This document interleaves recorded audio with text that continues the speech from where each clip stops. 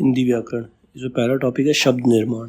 शब्द निर्माण में दो चीज़ें हैं, उपसर्ग और प्रत्यय। उपसर्ग वो होते हैं जो किसी शब्द के आगे लगकर उसका मतलब मीनिंग चेंज कर देते हैं, और प्रत्यय वो होते हैं जो शब्द के अंत में लगकर उसका मीनिंग चेंज करते हैं। तो उपसर्ग और प्रत्यय से शब्द निर्माण कैसे होता है वो पढ़ेंगे इस टॉपिक के अंदर। हम वाक्य बनाते समय विभिन्न शब्दों का प्रयोग वाक्य में करते हैं। जब भी वाक्य बनाते हैं तो बहुत सारे शब्दों का प्रयोग उसके अंदर करते हैं, जैसे लड़का, घोड़ा, कुर्सी, मेज, किताब, कलम। ये सारे क्या शब्द हैं? ये सब हिंदी के शब्द हैं। शब्दों की रचना ध्वनियों के संयोग से होती है। शब्दों के अंदर क्या होती है? ध्वनियाँ होती हैं। अगर हम शब्द की परिभाषा देखें तो क्या होती है? शब्द की परिभाषा देते समय दो बातों का ध्यान रखना चाहिए। अब दो बातें कौन सी हैं? पहली है शब्द भाषा की स्वतंत्र इकाई है, और दूसरी शब्द भाषा की सार्थिक इकाई है। शब्द जो होता है भाषा की एक स्वतंत्र इकाई होती है, मतलब उसका अलग से एक मीनिंग होता है। और दूसरा शब्द भाषा की सार्थक। सार्थक मतलब एक शब्द तो है लेकिन उसका अर्थ भी होना चाहिए, मतलब एक स्वतंत्र शब्द होना चाहिए और साथ में उसका अर्थ होना चाहिए। तो शब्द की परिभाषा यही है। शब्द क्या है? शब्द भाषा की स्वतंत्र इकाई है और शब्द भाषा की सार्थिक इकाई है। अब पहला क्या है? शब्द भाषा की स्वतंत्र इकाई, अर्थात शब्दों का प्रयोग भाषा में स्वतंत्र रूप से किया जा सकता है, जैसे मेज, कुर्सी, कलम, घोड़ा, घुड़सवार, ईमानदार, सुंदर, सुंदरता, असुंदर, सभी हिंदी के शब्द हैं। स्वतंत्र होने के कारण इनको कोश में स्थान दिया जाता है। कोश क्या होता है? डिक्शनरी।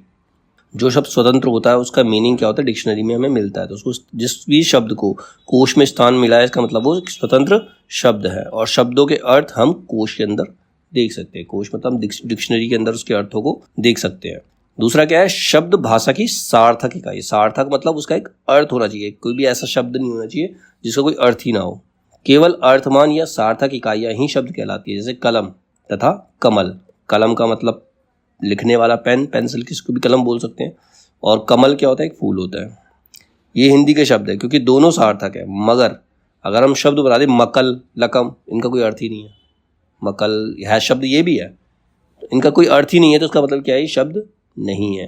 ये ध्वनियों से, उन्हीं ध्वनियों से बनाया। उसमें भी कलम, कलम है, लेकिन हमने म कला कर दिया तो मकल इसका कोई अर्थ नहीं है, तो इसीलिए ये शब्द नहीं है।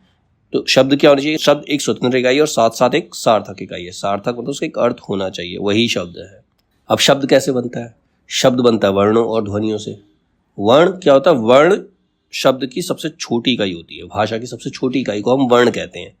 जैसे एक मिनट, वर्ण भाषा की सबसे छोटी इकाई अर्थात वर्णों का ऐसा समूह जिसका सही क्रम हो और जो सार्थक हो तथा अर्थ की अनुभूति कराए, वो शब्द कहलाते हैं। शब्द क्या? वर्णों से मिलकर बनता है। तो वर्णों का ऐसा समूह जिसका कोई अर्थ निकलता हो। वर्णों और ध्वनियों का एक ऐसा समूह होता है जिससे कोई अर्थ निकलता हो और वो सही क्रम में लगे हों और एक अर्थ की अनुभूति कराए, वही शब्द कहलाता है। तो शब्द की परिभाषा क्या हो गई? वर्णों का एक ऐसा समूह जिनका सही क्रम हो और जो सार्थक हो तथा अर्थ की अनुभूति कराए, वो शब्द कहलाते हैं। वर्णों का सार्थक समूह प्लस सही क्रम प्लस अर्थ अनुभूति, ये तीनों चीजें मिलकर शब्द बनाती है हमारी। ठीक है, तो ये शब्द की डेफिनेशन हो गई, शब्द का मीनिंग हो गया। अब हर भाषा में असीमित शब्द होते हैं, अनलिमिटेड वर्ड्स होते हैं। किसी भी भाषा में ले लो, चाहे उर्दू, इंग्लिश, फारसी, हिंदी, जो मर्जी भाषा लो, सब में क्या होता है? असीमित शब्द होते हैं, अनलिमिटेड शब्द होते हैं जो किसी ना किसी भाव या विचार को व्यक्त करते हैं। हर भाषा इन शब्दों का भंडार होती है, लेकिन ये सभी शब्द एक ही प्रकार के नहीं होते। कुछ शब्द वस्तुओं, व्यक्तियों या स्थानों आदि के नाम बताने वाले होते हैं, जैसे किताब एक वस्तु हो गई, कुर्सी वस्तु हो गई, दिल्ली स्थान हो गया, जगह हो गई, आगरा स्थान हो गया, शीला एक व्यक्ति का नाम हो गया, घोड़ा एक जातिवाचक है, ये एक जाति हो गई, घोड़ा क्या एक जाति है, बच्चा, ये सब क्या है? संज्ञा शब्द हैं। सारे क्या है? संज्ञा। संज्ञा क्या होती है? किसी स्थान, व्यक्ति, वस्तु या समूह के नाम को हम संज्ञा कहते हैं। तो वही है, इसमें किताब, कुर्सी, दिल्ली, आगरा, शीला, घोड़ा, बच्चा, ये सारे क्या है? संज्ञा शब्द है। कुछ क्रिया घटनाओं को व्यक्त करते, कुछ शब्द ऐसे होते हैं जिससे हमें क्रिया का पता चलता है। क्रिया मतलब जैसे किसी काम का करना या होना पाया जाता है, मतलब जिससे पता चलता है किसी काम, कोई काम हो रहा है तो वो क्रिया होती है। जैसे करना, कुछ कर रहे हैं, काम कर रहे हैं, लिखना, लिख रहे हैं, पता चल रहा है लिख रहे हैं, तो क्रिया हो रही है। पढ़ना, सोना, ये शब्द हैं, ये क्रिया शब्द है।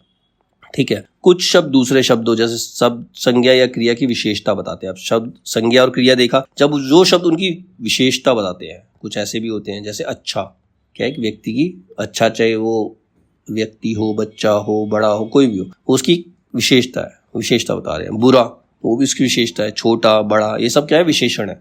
जो किसी शब्द की विशेषता, किसी व्यक्ति या वस्तु की विशेषता बताते हैं वो विशेषण कहलाते हैं। जैसे धीरे धीरे, ये भी विशेषता है। कछुआ धीरे धीरे चलता है तो इसकी एक विशेषता है कि वो धीरे धीरे चलता है। तेजी से, खरगोश तेजी से भागता है तो वो इसकी विशेषता है कि वो तेजी से भागता है। कल, आज, ये क्या है? क्रिया विशेषण है। इनको बोलते हैं जो क्रिया की विशेषता बताते हैं वो क्रिया विशेषण। जैसे धीरे धीरे, तेजी से, ये चल रहे हैं, मतलब कुछ काम कर रहे हैं ना, तो ये क्रिया विशेषण है। जो क्रिया की विशेषता बताते हैं क्रिया विशेषण होते हैं। तो शब्द कई प्रकार के होते हैं हमारे पास, संज्ञा, क्रिया, क्रिया विशेषण, ठीक है, ये सब सारे शब्द होते हैं। शब्द निर्माण की प्रक्रिया 3 प्रकार से, तो अब शब्द 3 तरीके से बनते हैं। अब 3 तरीके से कैसे बनते हैं? पहले बनते हैं उपसर्गों से, जो वह शब्द किसी भी शब्द के आगे लग के उसका मीनिंग बना देते हैं, ठीक है, तो वो उपसर्ग हो गया। एक होता है प्रत्यय, जो शब्द के अंत में लगते हैं, वो प्रत्यय होते हैं। और समास में क्या होता है? समास को हम पूरा डिटेल में आगे पढ़ेंगे। जैसे 2 शब्दों को मिलाकर बनाते हैं वो समास होता है, मतलब 2 शब्दों को मिला दिया वो समास हो गया, ठीक है, वो समास होता है। तो इस तरह से हम 3 प्रकार से शब्द निर्माण कर सकते हैं। जैसे उपसर्ग का इसने एग्जाम्पल दिया, अन जमा आदर। आदर का मतलब तो किसी रिस्पेक्ट करना, अन उसके आगे लगा दिया तो हो गया अनादर, डिसरिस्पेक्ट, मीनिंग चेंज हो गया। रिस्पेक्ट से क्या हो गया? डिसरिस्पेक्ट हो गया, ठीक है। आदर से अनादर हो गया अन लगाने से। अब प्रत्यय का बताया सर, सुंदर जमा ता। सुंदर मतलब कोई व्यक्ति, सुंदरता उसकी विशेषता होगी, ठीक है। फिर समास प्रक्रिया से, जैसे समास प्रक्रिया में क्या 2 शब्दों को जोड़ना है। जैसे स्नान गृह, स्नान नहाना, गृह घर, दोनों को जोड़ दिया, स्नान गृह हो गया, मतलब नहाने का घर, वो समास हो गया, ठीक है। तो ये शब्द निर्माण की प्रक्रिया होती है। इसके अंदर 3 तरीके से शब्द निर्माण होते हैं। अब सबसे पहले हम पढ़ेंगे उपसर्ग। उपसर्ग भाषा के वे सार्थक लघुत्तम खंड हैं जो शब्द के आरंभ में लगकर नए नए शब्दों का निर्माण करते हैं। शब्द मतलब शब्द, कोई भी शब्द मीनिंगफुल होना चाहिए पहले, उसके आरंभ में लगकर उसका मीनिंग चेंज कर दे, वो उपसर्ग कहलाते हैं, ठीक है। शब्द के स्टार्ट में लगकर, शुरुआत में लगकर उसका मीनिंग चेंज कर देते हैं, उनको हम उपसर्ग कहते हैं। जैसे अभी एक एग्जाम्पल लिया था, अन जमा आदर, अनादर।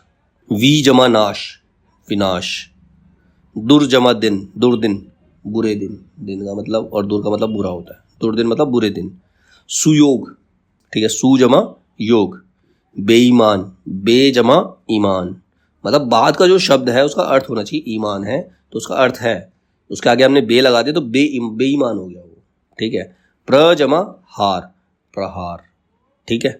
तो ये उपसर्ग के एग्जाम्पल थे हमारे पास। अब उपसर्ग भी 3 तरीके के हैं इसके अंदर, तत्सम, तद्भव और आगत। आगत जो होते हैं विदेशी शब्दों से जो आते हैं वो आगत होते हैं, ठीक है। तत्सम, तद्भव और आगत। आगत को हम विदेशी भी कहते हैं। तो हिंदी में 3 प्रकार के शब्द मिलते हैं, तत्सम शब्द, तद्भव और अन्य भाषाओं से आगत विदेशी शब्द।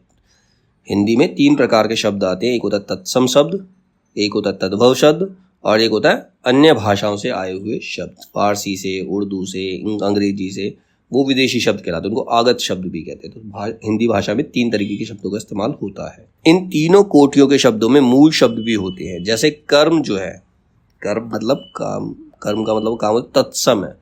तत्सम वो होते हैं जो संस्कृत से आए हुए, जिनमें संस्कृत से आते हैं तत्सम कहलाते हैं। कर्म, हम काम को कर्म कहते हैं, संस्कृत में हम कर्म कहते हैं उसको, तो कर्म क्या हो गया? तत्सम हो गया। उसी का नाम चेंज कर दिया काम, तो वो तद्भव हो गया, ठीक है। ईमान, रेल, अब रेल कोई हिंदी का वर्ड नहीं है, ये विदेशी वर्ड है, इंग्लिश वर्ड से आया। रेल जो है इंग्लिश से आया हुआ, अंग्रेजी से आया हुआ है, तो वो विदेशी है। ईमान भी, ईमान शब्द जो है वो भी उर्दू से आया हुआ है, वो भी हमारा हिंदी का शब्द नहीं है, तो ये क्या है? विदेशी शब्द है। तथा यौगिक या व्युत्पन्न शब्द भी जो मूल शब्दों में उपसर्ग या प्रत्यय जोड़कर बनाए जाते हैं। इस दृष्टि से हिंदी में तीनों ही प्रकार के उपसर्ग प्राप्त होते हैं। अब 3 प्रकार के उपसर्ग कौन कौन से हैं? तत्सम, तद्भव और विदेशी। अब सबसे पहले पढ़ेंगे तत्सम उपसर्ग, ठीक है। तत्सम उपसर्ग वे उपसर्ग होते हैं जो संस्कृत से हिंदी में आए हैं। तत्सम कौन से होते हैं? जो संस्कृत से हिंदी में आए हैं। संस्कृत में 22 उपसर्ग हैं, 22। संस्कृत में कितने उपसर्ग हैं? 22। यहाँ 22 के 22 दे रखे हैं, ठीक है। इन उपसर्गों से बने अनेक शब्द हमें हिंदी में मिलते हैं और कुछ शब्दों के उदाहरण हमने दे रखे हैं। जैसे उपसर्ग में पहले आ रहा अति। अति से बहुत सारे शब्द बनते हैं। अति का मतलब होता है अधिक। अति का मतलब किसी भी चीज की अति होना, अधिक। अति का मतलब अधिक। अब इसके उदाहरण अत्यंत, अत्याचार, अतिरिक्त, अतिक्रमण, अतिशय, अत्युत्तम, अत्यधिक। तो ये अति से बने हुए, अति उपसर्ग से बने हुए शब्द हैं। ठीक है। दूसरा आता है अधि। अधि का मतलब होता है श्रेष्ठ या ऊपर। श्रेष्ठ मतलब ऊंचा या ऊपर। जैसे अधिकार, अधिनायक, अधिकरण, अध्यादेश, अध्यक्ष, अधिशुल्क, अध्ययन, अधिपति। तो ये क्या है? अधि से, अधि उपसर्ग से बने शब्द हैं। ठीक है। अधि के बाद अनु।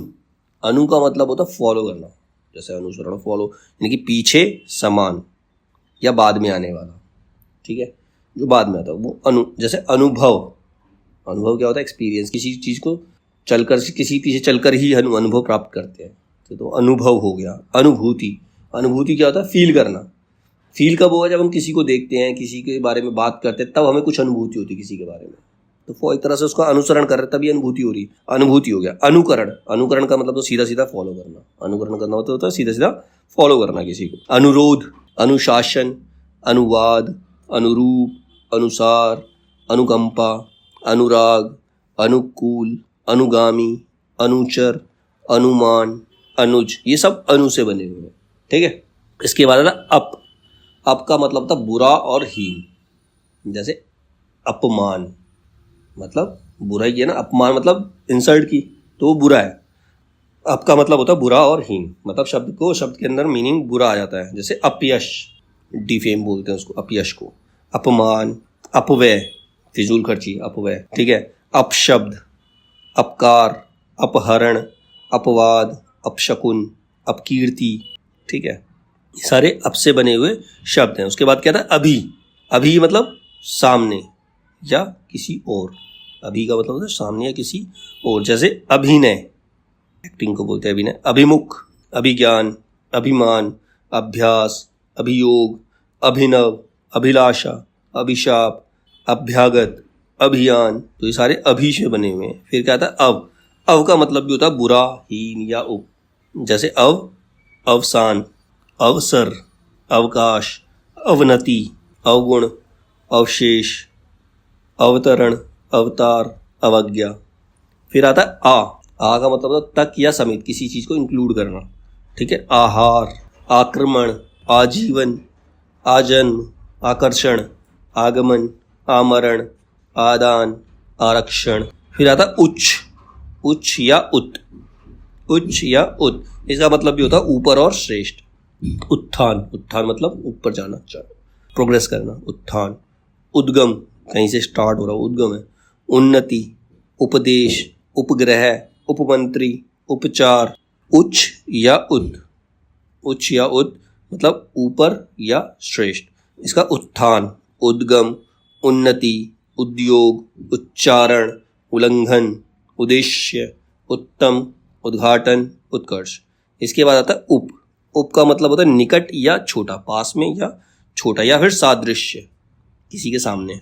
जैसे उपवन, उपकार, उपस्थिति, उपदेश, उपग्रह, उपमंत्री, उपचार, उपसंहार, उपनाम, उपसर्ग, उपकृत, उपसचिव, उपनगर। फिर आता दुष और दुर, मतलब कठिन। दुष का मतलब कठिन या बुरा। ठीक है। जैसे दुस्साहस, दुष्कर, मुश्किल। दुस्साध्य, ये भी इसका मतलब भी मुश्किल होता है। दुर्गति, बुरा हो गया, मतलब बहुत बुरी दशा हो गई। दुर्भाग्य, दुर्बल, दुष्कर्म, दुर्लभ, दुर्गुण, दुर्दशा, दुर्घटना। फिर आता निस और निर। निश और निर क्या होता है? रहित या नहीं, मतलब या तो उससे रहित है या है ही नहीं। जैसे निष्काम, मतलब किसी काम की इच्छा ना होना, निष्काम होना। कोई काम ऐसे करना है कि उससे किसी इच्छा से प्रेरित होकर कोई काम नहीं करते, तो उसको हम निष्काम कहते हैं, कि निष्काम भाव से काम किया। निस्संदेह, निस्तेज, निश्चय, निश्चल, निर्जन, निर्दोष, निर्दय, निर्मल, निर्वाह, निर्जीव, निर्यात, निरपराध, निरादर, निष्कपट, निर्धन, निष्कलंक, निरोग, निर्गुण, निर्विघ्न। ये सब निश और निर से बने हुए हैं। फिर आता नी। नी का मतलब नीचे या निषेध। नियुक्त, निबंध, निवास, निषेध, नियम, निपात, निरोध, निरूपण और निवारण। फिर आता परा। परा का मतलब था अपोजिट, विपरीत या फिर विपरीत या फिर नाश। जैसे पराजय, पराभव, पराक्रम, परामर्श, पराधीन, पराभूत या फिर परास्त। फिर आता परि, परि का मतलब होता है चारों ओर, चारों ओर का मतलब परिचय, संपूर्ण परिचय हो गया। परिणाम, परीक्षा, परिवर्तन, परिक्रमा, परिचालक, परिष्कार, पर्यटन, परिधि, परिवार, परिपूर्ण, परिणति, परिपक्व और परिकल्पना। फिर आता प्र, प्रा का मतलब होता है अधिक या आगे, जैसे प्रसिद्धि, प्रयत्न, प्रबल, प्रस्ताव, प्राध्यापक, प्राचार्य, प्रहार, प्रताप, प्रदर्शनी, प्रयोग, प्रलय, प्रकार, प्रसार, प्रगति, प्रचार, प्रस्थान, प्रेरणा, प्रक्रिया, प्रवाह, प्रमाण और प्रभाव। ठीक है, तो सारे प्र से बने हुए हैं। फिर आता प्रति, प्रति का मतलब होता है विरुद्ध या सामने, जैसे प्रतिध्वनि, प्रतिध्वनि, प्रतिकूल, प्रतिनिधि, प्रत्यक्ष, प्रतिवादी, प्रतिदिन, प्रतिकार, प्रतिहिंसा, प्रतिष्ठा, प्रतिरूप और प्रतिरोध। फिर है वी, वी में विशिष्ट या भिन्न होता है, जैसे वियोग, विनाश, विदेश, विकार, विवाद, विशिष्ट, विरोध, विकल्प, विशुद्ध, विभाग, विराम, विपक्ष, विनय, विजय, विज्ञान, विमुख, विख्यात और विज्ञ। तो ये सारे वी उपसर्ग से बने शब्द हैं। फिर आता सम, सम दो तरीके से लिखते हैं, स म मा के नीचे हलंत या सा के ऊपर बिंदु, सम दो तरीके से लिखा जाता है। इसका मतलब होता है पूर्णता, साथ या अच्छा, जैसे सम्मान, अच्छा ही हुआ ये, ठीक है। सम्मेलन, संशोधन, संयोग, संसर्ग, संशय, संपत्ति, संभव, संग्राम, संपूर्ण, संयम, संबोधन, सम्मति, संगम, संकल्प, सम्मुख, संतोष, संगीत, संबंध, संवाद, संवेदना और समुचित। फिर आता सु, सु का मतलब होता है अच्छा, जब किसी शब्द के आगे सु लग जाता है तो वो अच्छा होता है, जैसे सुगम, आसान हो गया। सुबोध, अच्छा बोध कराया। सुलभ, आसानी से मिलने वाला। सुशिक्षित, अच्छा पढ़ा लिखा। सुजन, अच्छा व्यक्ति। स्वच्छ, साफ। सुपुत्र, अच्छा पुत्र, सुपुत्र।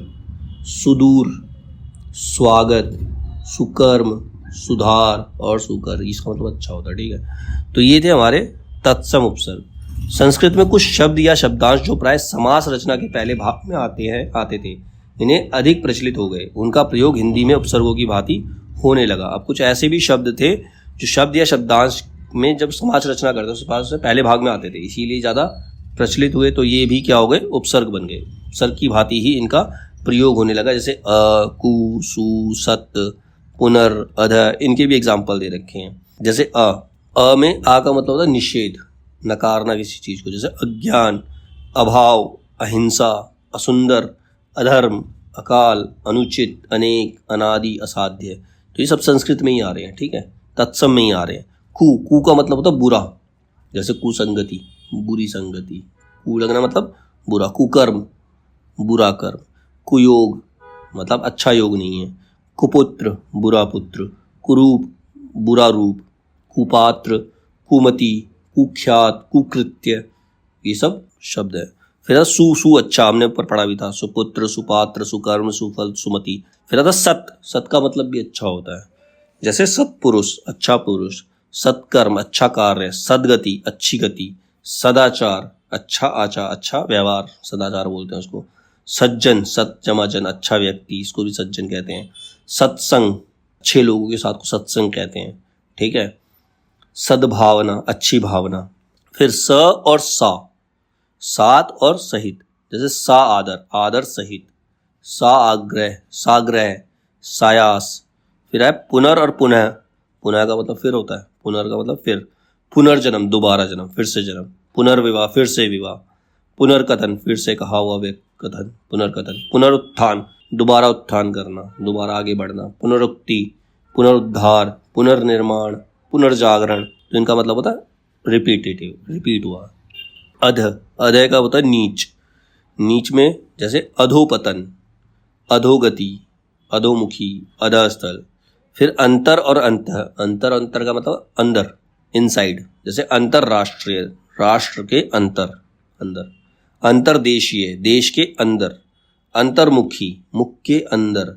अंतर्जाति, जाति के अंदर। अंतःपुर, अंतःपुर किसको कहते थे?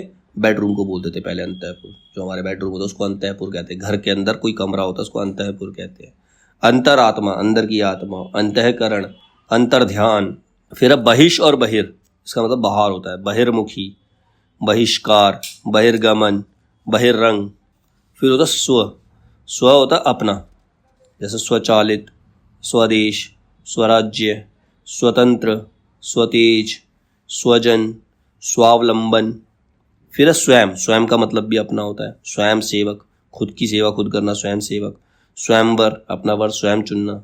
स्वयं चालित, अपने आप से चलने वाला। स्वयं पाठी, अपने आप पढ़ने वाला। ठीक है।